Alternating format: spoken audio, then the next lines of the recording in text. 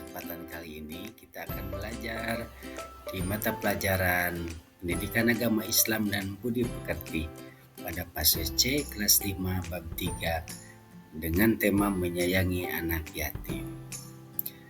Baiklah teman-teman, tujuan pembelajaran ini, setelah mengikuti pembelajaran ini, peserta didik diharapkan mampu yang pertama meyakini surat Al-Maun sebagai firman Allah dengan benar. Yang kedua, terbiasa membaca surat Al-Maun dengan benar. Yang ketiga, melafalkan surat Al-Maun dengan benar. Yang keempat, mengartikan surat Al-Maun dengan benar. Yang kelima, menjelaskan makna isi pokok surat Al-Maun dengan benar. Yang keenam, menghubungkan ayat-ayat Al-Quran dengan perilaku sehari-hari dengan benar. Dan yang ketujuh, mempraktikkan hadis tentang anak yatim dalam bentuk perilaku menyayangi anak yatim. Baiklah teman-teman, sebelum belajar dimulai, marilah kita berdoa. Bismillahirrahmanirrahim.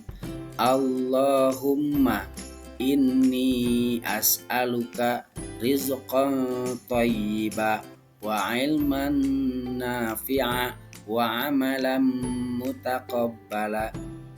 Baiklah, perhatikan dengan teliti video dan gambar di bawah ini. Apa yang teman-teman dapat simpulkan dari video dan gambar yang ada di hadapan teman-teman semua?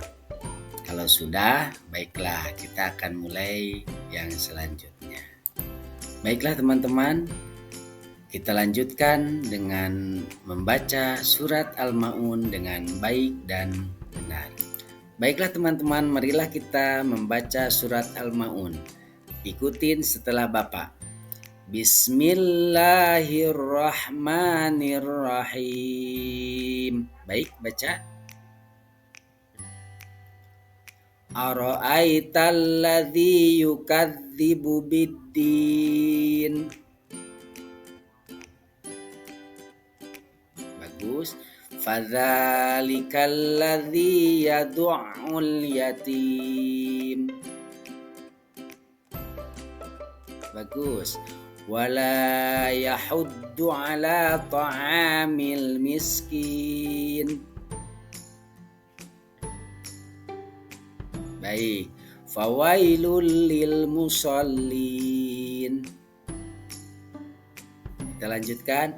Alladzina hum an salatihim sahun. Bagus. Alladzina hum yuraun. Baik. Wa yamna'unal ma'un. Apa ulangi? Wa yamna'unal ma'un. Bagus. Oke teman-teman, setelah kita membaca surat Al-Maun, sekarang kita akan membahas tentang mengenal hukum bacaan mim sukun dalam surat Al-Maun. Tahukah kalian hukum mim sukun? Ayo, siapa yang tahu? Bagus. Jadi hukum mim sukun itu dibagi menjadi tiga. Yang pertama adalah ikhfa safawi, yang kedua adalah idhar safawi, dan yang ketiga adalah idgham mutamasilain atau bisa juga disebut dengan idgham misli, dan ada juga yang menyebutnya dengan idgham mimi. Baik. Siapa di antara teman-teman yang tahu tentang ikhfa safawi, idhar safawi, dan idgham mutamasilain? Baik, nanti kita akan belajar bersama-sama tentang hukum mim sukun yang telah Bapak sebutkan tadi. Baik teman-teman, sekarang kita akan membahas satu persatu. Yang pertama adalah ikhfa safawi. Ya, betul. Ikhfa itu adalah samar dan safawi itu adalah famun atau bibir. Nah, bagaimana caranya menentukan ikhfa safawi itu? apabila ada huruf mim sukun bertemu dengan huruf ba. Nah, jadi ketika ada mim sukun bertemu dengan huruf ba, maka kita harus membacanya dengan samar, yaitu di antara mim dan ba. Nah, di bawah ada contohnya seperti tarmihim bihijarah. Dan yang kedua, alam ya'lam bi annallah. Nah, teman-teman, itu barusan adalah ikhfa syafawi. Sekarang kita akan masuk ke izhar syafawi. Izhar itu artinya adalah jelas, sedangkan syafawi artinya bibir. Nah, betul. Disebut izhar syafawi. Nah, kenapa disebut dengan izhar syafawi? Karena ada mim sukun bertemu dengan salah satu huruf hijaiyah selain dari huruf mim dan ba. Nah, jadi seluruh huruf hijaiyah yang bertemu dengan mim sukun itu hukumnya izhar syafawi, kecuali mim dan ba. Nah, ini cara membacanya itu harus jelas. Jadi jelas membaca huruf mimnya. Contoh, alladzina hum an salatihim sahun. Boleh diulangi. Bagus. Yang kedua, alladzina hum yuraun. Boleh diulangi.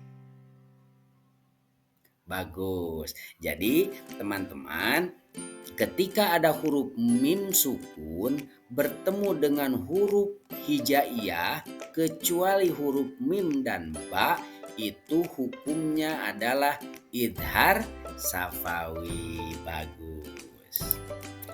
Baik teman-teman, yang terakhir dari hukum mim sukun itu atau mim mati itu adalah idgham mutamatsilain, atau bisa juga disebut dengan idgham mimi, atau banyak juga yang menyebutnya dengan idgham misli. Kenapa disebut idgham misli? Karena sama. Nah, apanya yang sama? Jadi idgham mutamatsilain itu disebut juga dengan idgham misli itu karena mim mati bertemu dengan huruf mim. Nah, itu. Jadi apabila ada huruf mim bertemu dengan huruf mim lagi, terutama huruf mim mati bertemu dengan huruf mim, maka dibacanya itu dengan memasukkan huruf mim ke dalam huruf mim itu disertai dengan gunnah. Nah, sekitar 2 ketukan atau 2 harkat. Nah, contohnya adalah alladzi at'amahum min ju'. Boleh diulangi. Dan contoh yang kedua, wa amanahum min khauf. Bagus sekali. Baik teman-teman, setelah kita mengetahui hukum dari surat Al-Ma'un khususnya dalam hukum tajwidnya, cara membacanya, kita akan masuk ke dalam terjemahan dari arti surat Al-Ma'un. Yang pertama, oke, kita baca dulu sama-sama ya. Bapak 1 kali, teman-teman 1 kali. Bismillahirrahmanirrahim. Baik, artinya dengan nama Allah yang Maha Pengasih lagi Maha Penyayang. Ara'aital ladzi yukadzibu biddin. Baik, tahukah kamu orang yang mendustakan agama? Fadzalikal ladzi yad'ul yatim. maka itulah orang yang menghardik anak yatim. Wala yahuddu ala ta'amil miskin, dan tidak mendorong memberi makan orang miskin. Fawailul lil musallin. Ulangi, fawailul lil musallin. Bagus, maka celakalah orang yang sholat. Alladzina hum an sholatihim sahun,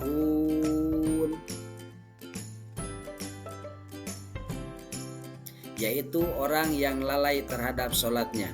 Alladzina hum yura'un,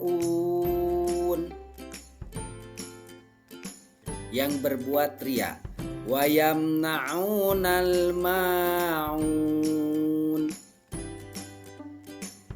dan enggan memberikan bantuan atau pertolongan. Bagus. Nah teman-teman, sekarang kita akan masuk ke dalam pokok dari surat Al-Ma'un. Yang pertama adalah pendusta agama. Nah, pendusta agama itu kenapa disebut dengan pendusta agama? Karena ada sebagian juga yang mengatakan bahwa pendusta agama itu bisa disebut sebagai orang yang ingkar terhadap hari kiamat.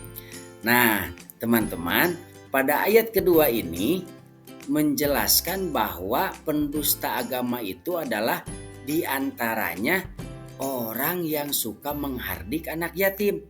Ayo, siapa yang suka menghardik anak yatim? Nah, mudah-mudahan di sini tidak ada ya. Baik, jadi salah satu dari pendusta agama itu adalah orang yang pada ayat ketiga ini menjelaskan bahwa orang yang mendustakan agama itu adalah orang-orang yang tidak mau saling berbagi, terutama kepada orang miskin. Jadi kita sebagai umat muslim, kita sebagai yang beragama Islam harus saling menyayangi dan harus juga saling berbagi, terutama kepada orang-orang yang miskin. Pada pokok surat Al-Ma'un ayat keempat ini menjelaskan dari salah satu yang suka mendustakan agama, yaitu adalah menjelaskan tentang orang-orang yang lalai akan sholatnya. Maka ketika orang itu lalai akan sholatnya, maka mereka akan celaka. Nah, pada ayat kelima ini menjelaskan siapa sih orang yang lalai sholatnya itu. Di antaranya adalah orang yang selalu malas-malasan, menyepelekan sholat, mengerjakan sholatnya di luar waktu, dan tidak mematuhi aturan-aturan yang ada di dalam sholat seperti syarat wajib sholat. Nah, pada ayat ke-6 di surat Al-Ma'un ini menjelaskan bahwa orang-orang sholat ini adalah rugi. Kenapa rugi? Karena mereka berbuat riya. Ketika mendirikan sholat mereka berbuat riya, ingin mendapatkan pujian dari orang lain, dan melaksanakan sholatnya ini menjadi rugi. Jadi kita ketika ingin melaksanakan sholat haruslah dengan setulus hati dan dengan ikhlas karena Allah Subhanahu wa Ta'ala. Nah teman-teman, pesan pokok surat Al-Ma'un ayat ke-7 ini adalah ayat yang terakhir. Di sini ditegaskan bahwa orang-orang yang suka mendustakan agama itu adalah diantaranya mereka yang enggan memberikan bantuan kepada orang lain yang membutuhkannya. Kenapa disebut mendustakan agama? Karena agama kita, agama Islam memerintahkan kepada seluruh umatnya untuk saling membantu kepada sesamanya. Maka di sini ketika kita tidak ingin membantu kepada orang-orang yang membutuhkan, itu disebut dengan Betul sekali, mendustakan agama. Baik teman-teman, mungkin untuk hari ini Bapak cukupkan sekian dulu. Mudah-mudahan apa yang kita pelajari pada hari ini mendapatkan berkah dari Allah Subhanahu wa taala dan juga bisa bermanfaat untuk kita hari ini dan yang akan datang. Alhamdulillah pada kesempatan ini kita telah selesai membahas surat Al-Maun. Terima kasih. Gapailah cita-citamu setinggi langit. Assalamualaikum warahmatullahi wabarakatuh.